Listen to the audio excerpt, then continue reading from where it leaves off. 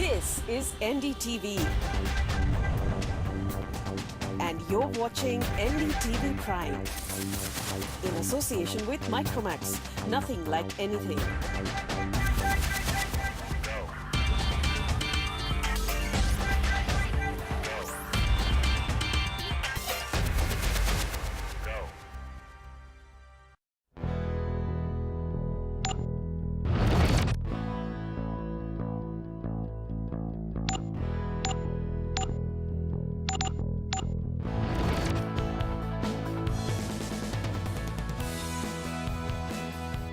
Hello and welcome. There's no one size fits all in life, let alone education or in our classrooms. Is India finally waking up to the wide variety of learning challenges that so many of our children have? And what are we doing about getting the rest of the glass full as well? Joining me now, a very special panel as we look at all that we need to do and all the strides that we have made when it comes to helping our children with diverse needs and challenges cope.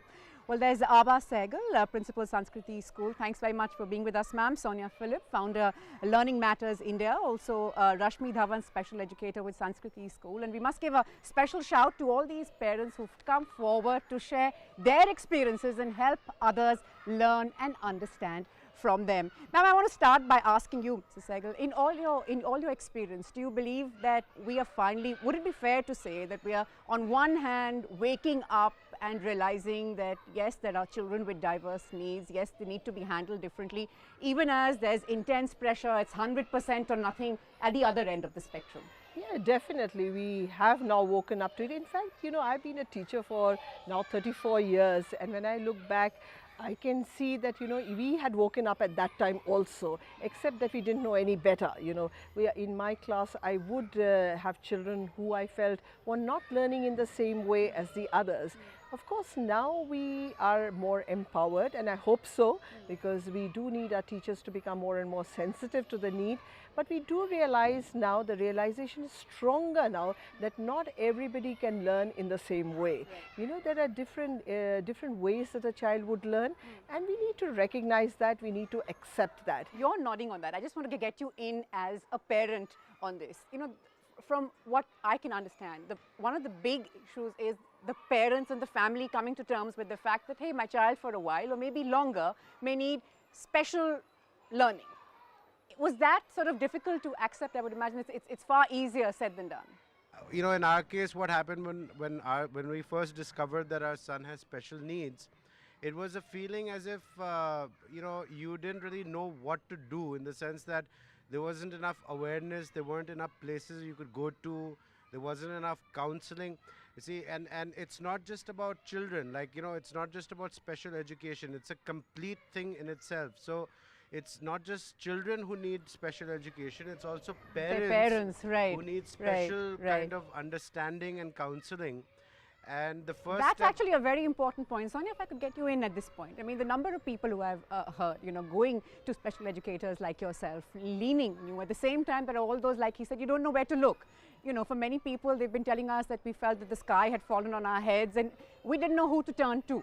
Do you believe that that is a space, a vacuum that is now being increasingly filled? Are we doing enough in that direction? Are there enough people like yourself, for instance? I wish I could say yes, but I cannot. And there are various reasons for this.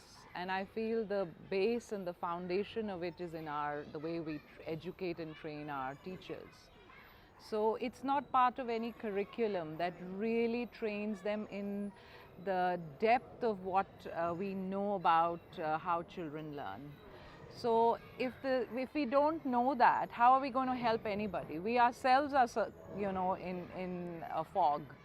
So how can we help someone else? And I know it from first-hand experience, because I am a parent also. And in spite of having been an educator, I went through the fear that he was just talking about. My God, what does this mean? What do I do? Where do I turn to? Who should I go to? And this is when I was an educator with absolute postgraduate degree in education from the US. But to understand learning variations, which unfortunately we call deviations, These are not deviations. Today, The term neuroscience. itself is Today, problem. neuroscience has thrown light on the diversity of learning.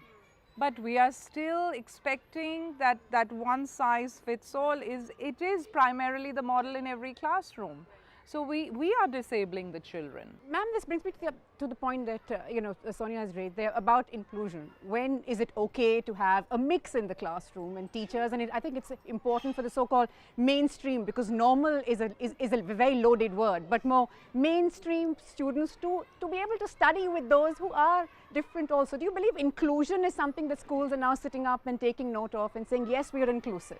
You know, inclusion is something which is a natural thing. You know, if there is exclusion, then it is unnatural. It is not something it's not the way it should be. So we have to create natural situations in our school, because schools is really preparing our children for life, what they are going to be facing later on in life. They are not going to be with one kind of people all the time. They have to be with different people who react differently, people who think differently, and they should be able to accept everything. So that's the natural, that's the way the world should be. Right, that's also an important point to remember, that inclusion is what comes naturally. It's exclusion perhaps that sort of takes the effort, and unfortunately what we've been working at. We talked about teachers and educators. Ma'am, as someone like yourself, do you believe that there is sort of enough training? There's one case also being made that every teacher should now be prepared, like you said, to identify the first signs or to work with at least the so-called children with milder needs perhaps. So do you believe that? So maybe at the graduation courses, students who are taking up psychology, who want to get into teaching, who are doing the B.Ed programs, they need to have some kind of a curriculum change in the B.Ed training programs where they are empowered with the special needs. At least referrals can be made. If not, getting into what can be done, some kind of guidance to the parents, some kind of counseling, and a way that can be shown to different parents where to go. Right. I want to just get you in quickly, Sonia, and then I'll open it up to the parents. You know, when we talk about also counseling the parents, we've been focusing on the child, but the case that's being made that we also need to talk to the parents. We need to involve the teachers, the child, and the student in question, and the parents. Do you believe that there's enough sort of attention being paid to that as well? Because in many schools that have been getting back, and many students, we've been speaking to parents across India, and they've been getting back to say the schools first. In many places, unfortunately, is we can't handle this. This is take the child elsewhere. We are not equipped. So unfortunately, that seems to be. Absolutely. I mean, we don't have the comfort level right now in schools where we are confident in understanding the phenomena of learning diversity, that we can then also educate the parents and educate the child. You have to equally demystify a child. And unfortunately, I believe education is an extremely compassionate field. I mean, if you're working with children, you have to love children. And it's not a job. For those who are in this profession because it's a job, then you're going to miss out on this diversity of minds that you see in any given classroom. And like any good system, it has to be holistic. If you could just share for the benefit of all those who are watching and perhaps have also been struggling to try and understand better, what do you believe has helped your child the most? Well, my son has been here for last 6 years now, and it was last year that he shifted to the middle school. Earlier his learning was only happening in the learning center. Now he is made to sit in a mainstream class for about 20 to 25 minutes in the morning. It has helped him a great deal, and honestly my son is getting the best of both the worlds. His learning happens in the learning center, and he is also made to sit in a mainstream class in the morning. Teaches him a lot. So I frankly, my heart goes out to all those children who are actually sitting in a mainstream class and sort of struggling to yes, cope. and Yeah, struggling yeah, and yeah. struggling. And as teachers, I would imagine that of course becomes quite critical, that you need to identify what A, B or C needs, and you need to structure your teaching to that. Quickly, Sonia. Yeah, I think teaching is a very difficult profession if you want to do it well. And that means you're really paying close observation to the students and the phenomena that they are showing you through their work or their behavior. So, and it requires a lot of planning, because you see this diversity and you have to plan for that diversity the next day in the classroom. So it is, I feel, an extremely challenging profession. But In that's fact, what I would keeps like it to alive. Yeah, absolutely. I would like to add on to that. You know, it's not only children who have very discernible learning differences, you know, but I will include every single child, you know, all of us, you, me, her, we learn differently, you know, it's been proved. So, as she says, it's now becoming, it is challenging and exciting for a teacher who has 30 children in her class to be able to understand that they will learn in 30 different ways, you know. Is that how you, perhaps if I can get you, Cheryl, is that sort of how you, like your husband said, you know, we had to sort of wonder where to look and what to do next and who to turn to, but eventually it dawned that this is what we need, and this is what we are faced with, and this is how we can handle it. How's the journey been? I think we are very blessed because we have a very optimistic approach. We're very blessed to have a beautiful Sahir, that's my son. He's taught us happiness in the complete sense. Lovely. I'm not one of those parents who wants to be harsh upon him. Oh, he has to do this, he has to do that, irrespective of whatever is being done in school and everything.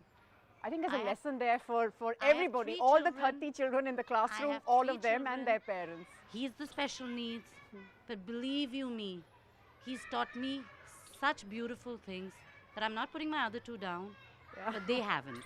Yeah. And so I'm very blessed, very happy to have him. Right. He's a beautiful soul. Right. And yes, he has things to accomplish, but believe you me, even if he doesn't, I'm just blessed to have him. Simple. That's really wonderful, yes. And I said it's not just for children with special needs, but like I said, for everybody, for all of us as parents We to all know have that. special needs, you know. Right, absolutely, Yeah, exactly. so I'll give that's you a quick word Yeah, and then so we'll take a I break. think what she's saying is that with her child, because it's almost like the magnifying glass is on this child, but the same, it's universal.